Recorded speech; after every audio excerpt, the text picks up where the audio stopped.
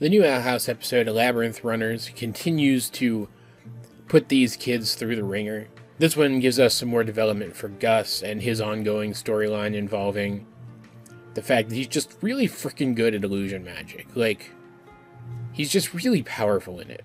In a similar way to how Willow is just, like, naturally gifted at plant magic. While also following up on Hunter and giving us a better look at another of the Coven leaders, one of the ones that I'm 100% sure is going to stay a villain throughout this entire thing, as well as showing us the lengths that Bellows is willing to go to enact his plans, and giving us a little bit of insight into why maybe he wasn't so worried about multi-tracking and stuff, right? Because in this episode, as we see other students starting to multi-track, including that Bartholomew kid, we learn that, one, none of her various school friends, including Amity, know what's going on with Luce specifically. They haven't talked to her since everything happened. But also, two, the Emperor plans to come and put everybody into covens as part of the preparation for the Day of Unity, which means that just as they've started to multi-track and learn different kinds of magic, they're going to lose that. But then the Illusion Coven head, I think his name is Gray, I don't particularly care. I didn't like him.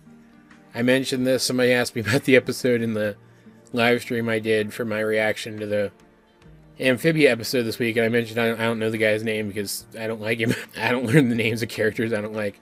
But I think it was Gray. I think that's what you guys told me in the chat.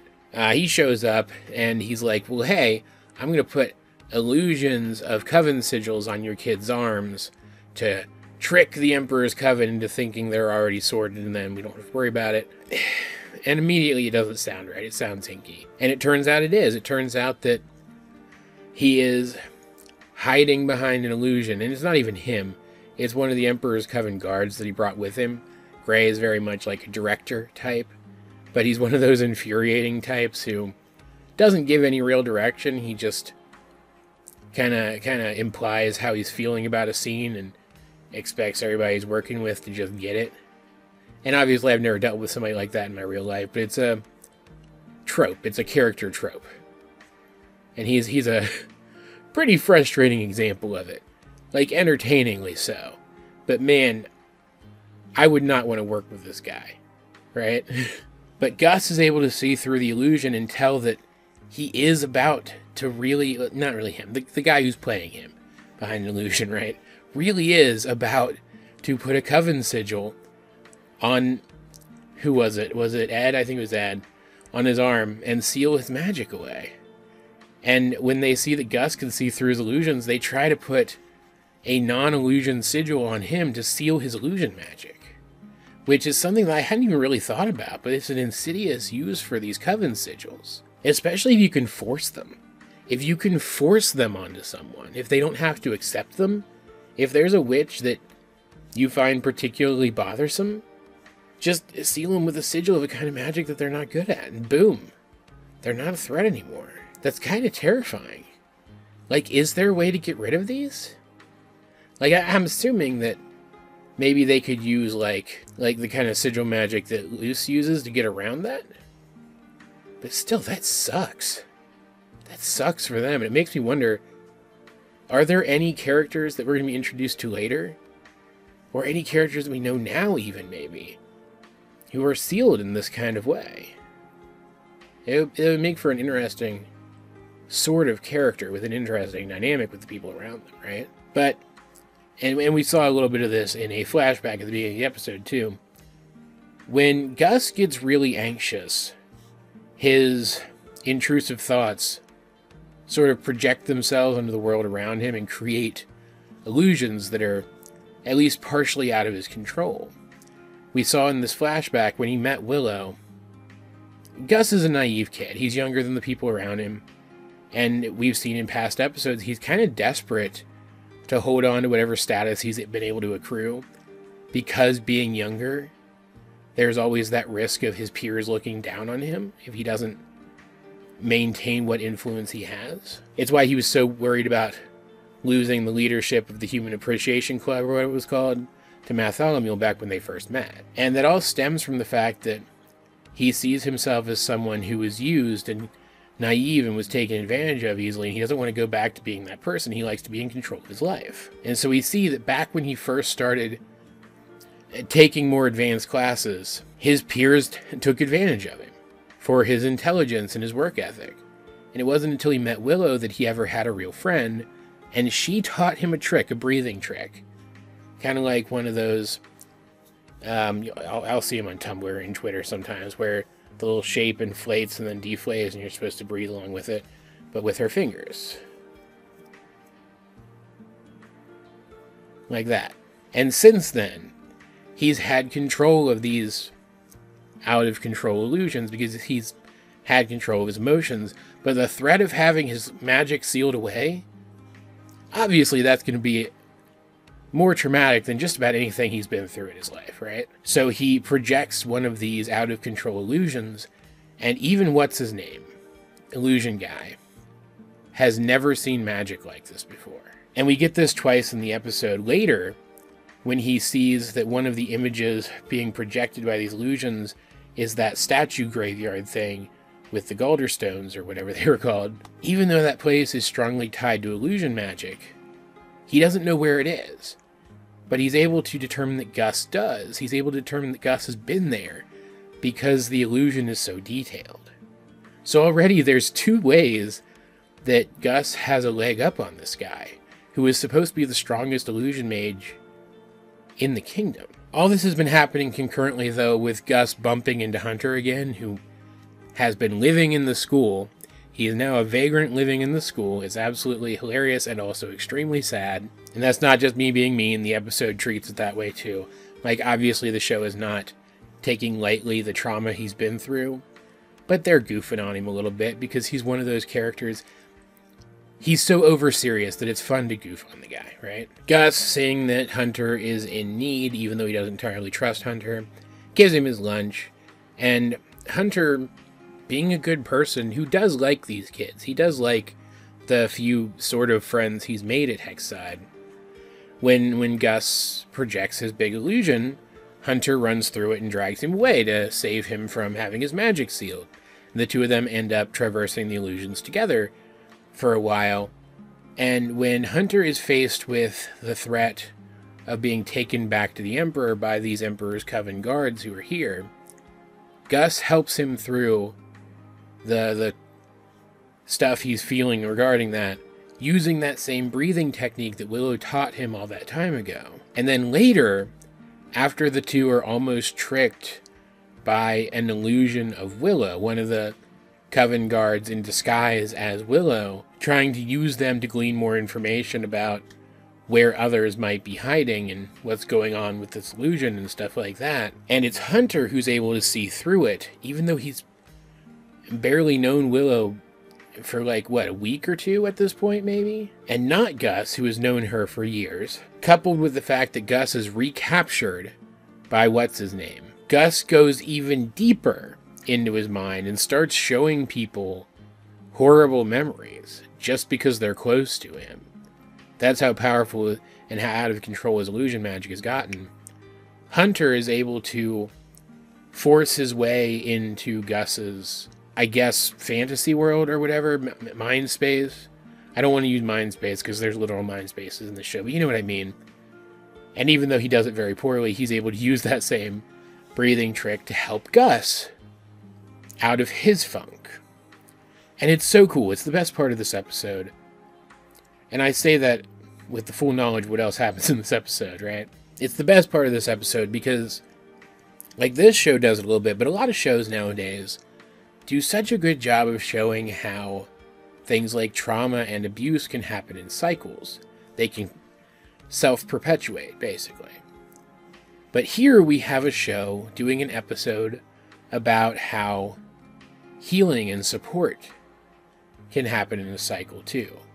This thing started with Willow, it was passed to Gus, passed to Hunter, and then brought back around to Gus again. All of these characters are supporting each other, even when some of them aren't even present.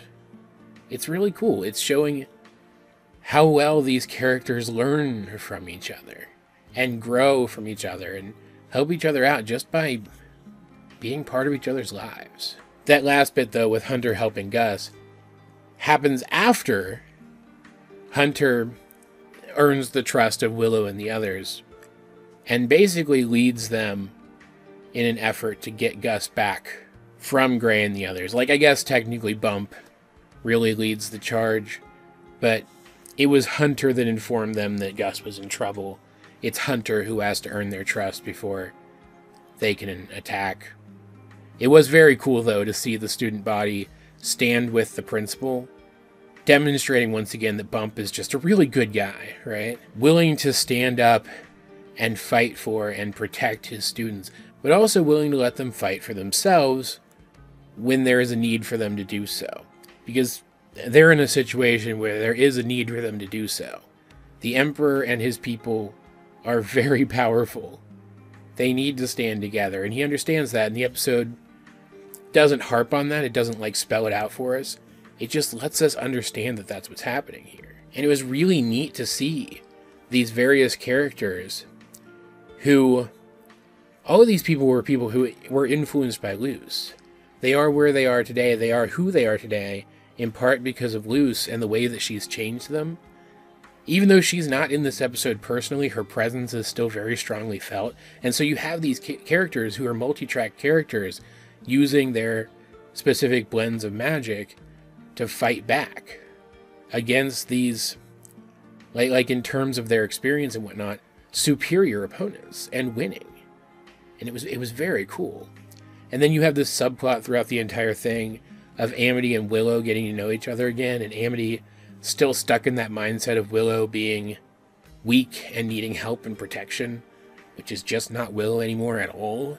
And Amity having to come to understand that and accept that even though she is desperate not to lose Willow again, and therefore her first instinct is to protect her, that she has to let Willow stand on her own. And then Willow reciprocates by admitting that even though she is powerful, she does still need help.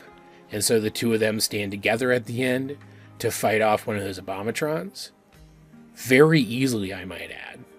It was just a good all-around episode that had some great character stuff in it. Like, by the end of it, for example, it seems like Hunter is just going to be accepted by the student body of Hexside, and maybe even tell at least some of them. Like, I would imagine the Flyer Derby team, and maybe even Bump, what's up with him, what he is, right? Maybe start to heal from that through the support of these people. So we get all this great development. We get all this great development for these characters. It was a good Gus episode. I love good Gus episodes. You guys know that. But we got all this other development for all of these other characters. And so even though it put these characters through the ringer and put them through some admittedly less traumatic experiences than we've gotten in the last couple of episodes, kind of like at the end of the previous episode, where even though he didn't find his family, King at least knows what he is now, this episode ends on a very triumphant note. You really feel like these people have made progress towards being where they need to be to survive what's to come. Not to mention that there is some really cool action in this one too. It seems like Hunter is really getting the hang of fighting with his palisman rather than his weird tech magic. And even though it was kind of a quick stomp, seeing the students and Bump overcome these Emperor's Coven guards was pretty exciting. And like, yeah, there's always a chance that Velos will retaliate because of this, but at the very least, it doesn't seem like anyone's going to be anxious to tell him that they failed, because then they would have to tell him that they failed against children and an old man. Still, I don't think this is over. I think we're going to see more come of this in the future. I will say it was a little bit of a bummer that we do see definitively as of this episode that Darius and his little group did not help Hunter, let's say, back at the end of Hollow Mind. But I can understand why. Just like I can understand why Ida and Luce and them didn't go looking for him after he ran off. They had other things to worry about. Other things that were also very important. Right? Like, it sucks, but that's just the way things are sometimes. And at the very least, he did find the help he needs. Also, I didn't mention it in the previous review because I expected we'd deal with it in this episode. But even though they do mention it, we don't. deal with it in this episode, but the Owl House was attacked in force last time, when Hootie wasn't there to defend it. And we still haven't gotten a follow-up on that. And I'm really worried. Still, this was a good episode, and it felt more, I don't know, hype. Less terrible and hopeless than at least some of the moments in the last couple have. So, while it was still very serious and took itself very seriously, it was a breath of fresh air amongst the run of episodes that we've been getting. And I liked it a lot. Also, one quick thing before I do my sign-off. Does anybody else think it's, like, super interesting that it seems like we've got these two now pretty prominent villainous coven heads, that being Torre and this gray guy, who they're plants and illusions. Like, we know a big battle is coming, right? And we've got Plant Lady and Illusion Guy, and two of the main characters' best friends just happen to be a really, really gifted plant witch and a really, really gifted illusion witch. Like, that can't be a coincidence, right? There's going to be battles between these characters at some point soon. Right? Oh, there was also, I forgot to mention completely, a Chekhov's spell amplifying artifact in this episode. There's this little tiny mirror thing that Gray intended to use for something. I don't remember, to get inside Gus's head or something, I think. Doesn't matter. He drops it and Gus picks it up, and it specifically amplifies illusion magic. So imagine that'll probably come in handy for something later.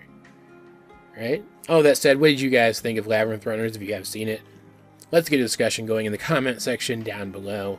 And while you're down there, you might as well like the video, share it with anyone else who you think would enjoy my content, subscribe if you haven't. You can also check out links to my various social media, as well as the many ways you can help out the channel. Those will be in the video description.